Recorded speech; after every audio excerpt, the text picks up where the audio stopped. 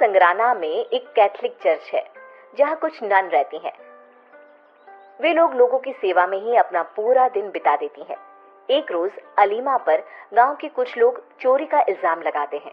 ये खबर सुनकर फादर बहुत दुखी हो जाते हैं और अलीमा को कहते हैं, अलीमा, मुझे तुमसे ये उम्मीद नहीं थी। तुमने इस चर्च और मेरे नाम को खराब कर दिया है। अगर हम जैसे लोग भी सेवा की जगह इस तरह का कोई गलत काम करने लगेंगे तो लोगों में हमारी छवि क्या रह जाएगी। इसलिए तुम्हें इसकी सजा मिलनी ही चाहिए। फादर, मैंने कोई गलती नहीं किया है। आप मेरी बातों का यकीन कीजिए, और अगर आपको लगता है कि आपकी अलीमा, जिसे आपने बचपन से इस चर्च में जगह दी, अपनी बेटी की तरह पाला, वो ऐसा काम कर सकती है, तो आप मुझे जान से भी मरवा देंगे, तब भी मैं कुछ नहीं कहूंगी। कल सुबह मैं सबके सामने तुम्हारी सजा सुनाऊंगा। फादर अगली सुबह चर्च की बाकी नन और गांव के कुछ लोग जिन्होंने अलीमा पर इल्जाम लगाया था उन्हें बुलाते हैं। इस चर्च का नाम मैं खराब नहीं होने दूंगा। एंथोनी, तुम्हारे पैसे अलीमा ने चुराए हैं, इसलिए अलीमा को पास के अंधेरे जंगल में जो काली कोठरी बनाई है उसमें 25 दिन बिताने होंगे। थैंक यू फादर, मुझे पूरा यकीन था कि आप मेरे साथ न्याय करेंगे। अलीमा फादर की सजा को स्वीकार कर लेती है और उसी रात को फादर एंथनी के साथ अलीमा को काल कोठरी में बंद कर देते हैं। ये बात पूरे गांव को पता लग जाती है। उधर फादर भी अलीमा को ऐसी सजा देकर बहुत दुखी होते हैं।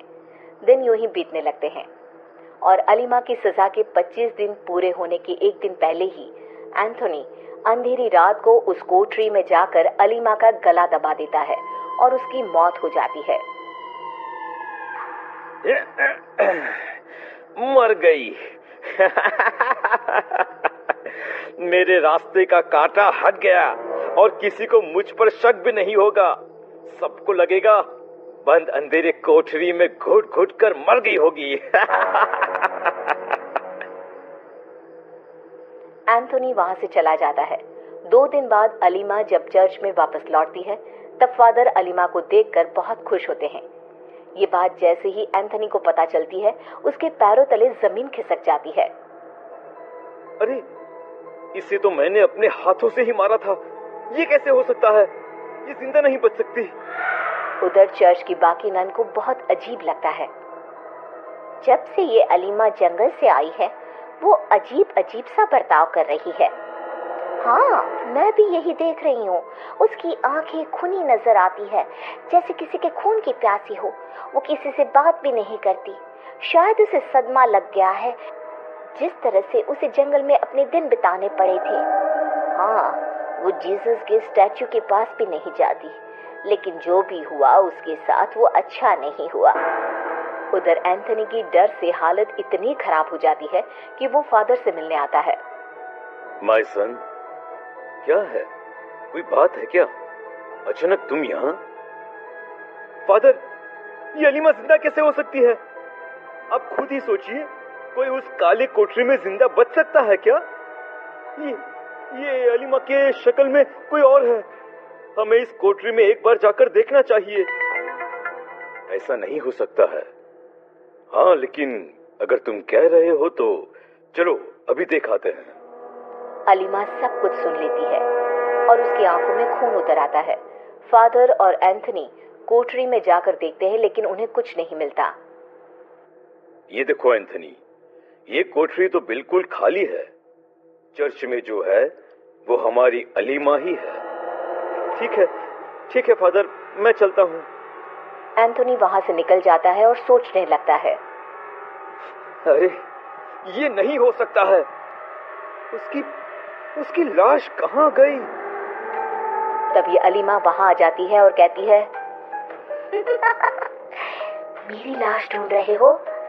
अब उस कोठरी में तुम्हारी लाश मिलेगी सबको।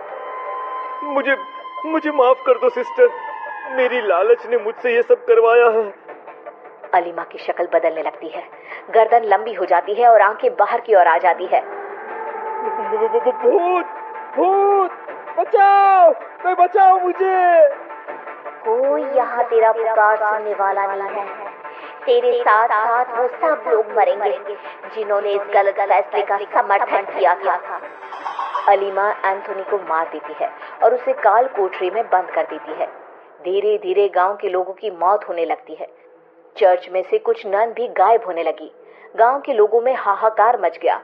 कुछ लोग मिलकर मदद के लिए फादर के पास जाते हैं। फादर, फादर हम लोगों को बचाइए। अगर इसी तरह से रोज मौत होने लगी तो हम क्या करेंगे, कहां जाएंगे हम? Do something father, please do something. Oh my children, I will do something. आप लोग फिक्र ना करें। फादर अपने कमरे में बैठे बैठे गहरी सोच में डूबे हैं। उतने में ही उस अंधेरे कमरे में उन्हें एक लड़की नजर आती है। फादर चेयर से खड़े हो जाते हैं। कौन है? कौन है वहाँ? अलीमा सामने आती है और अपने असली रूप में आ जाती है। मरेंगे, एक एक करके सब मरेंगे। मतलब तुम ही ये सब कर रही थी? इन निर्दोषों को मारकर तुम्हें क्या मिलेगा? निर्दोष? ये लोग ही मेरी मौत का कारण है और साथ में तुम भी। अब तुम्हारी बारी है। फादर दौड़कर जीसस के स्टैचू के सामने जाकर प्रेयर शुरू कर देते हैं। भूतनी जीसस के सामने नहीं जा पाती और फादर बच जाते हैं। हाँ तो बच गए तुम, अगली बार कौन बचाएगा? बाहर का खूनी खेल होगा।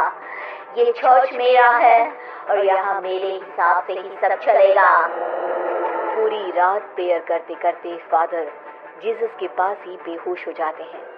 सुबह जब बाकी की नन फादर को इस हालत में देखती हैं तो वो घबरा जाती हैं। फादर होश में आकर सबको सब कुछ बता देते हैं। अलीमा मर चुकी है। उसकी आत्मा को हमें किसी भी तरह से वश में करना होगा। अगले हफ्ता ईस्टर डे आने वाला है। हम लोगों को उसी दिन इस आत्मा को अपने वश में करना होगा, नहीं तो वो पूरे गांव में तबाही मचा देगी। फादर दिन रात प्रेयर करते रहते हैं ताकि अलीमा की आत्मा उन्हें छू भी ना सके। भूतनी अंदर ही अंदर लाल पीली होती रहती है क्योंकि वो फादर को मार नहीं पा रही है। इसी तरह ईस्टर डे का दिन आता है और फादर गांव के आसपास के चर्च के फादरों को बुला लेते हैं। कैथोलिक चर्च में इतनी भीड़ देखकर अलीमा अपने कमरे से बाहर आती है। तभी सारी नन उसे घेर लेती हैं। सारे फादर और नन प्रेयर चालू कर देते हैं। अलीमा अपने असली रूप में आ जाती है और छटपटाने लगती है। तूने क्या सोचा? इस तरह तू मुझे कैद कर लेगा? कभी नहीं, मैं तुझे मारे बिना नहीं कैद होने वाली। अगर मेरी मौत से तेरी आत्मा को शांति मिल जाएगी तो इस गांव और अपने इस चर्च के लिए अपनी जान की कुर्बानी भी दे सकता हूँ। कम से कम ये खूनी खेल तो खत्म होगा। हाँ, मुझे बस तेरी मौत का इंतजार है, फिर मैं खुद ही यहाँ से चली जाऊंगी। तेरी मौत से ही मुझे सुकून मिलेगा। फादर खुद को आग लगा लेते हैं और मर जाते हैं। फादर की मौत से अलीमा को शांति मिल जाती है और उसकी आत्मा मुक्त हो जाती है, जिसके बाद गांव वाले और चर्च की सब नन मिलकर फादर के लास्ट राइट्स पूरे कर उन्हें चर्च के पीछे ही दफना देते हैं। दोस्तों, हमें उम्मीद है कि आपको हमारी ये कहानी पसंद आई होगी। कृपया हमारे चैनल को सब्सक्राइब करें और सभी अपडेट्स के लिए बेल आइकन जरूर दबाएं। और हाँ, वीडियो लाइक और शेयर करना मत भूलिएगा। Bye bye.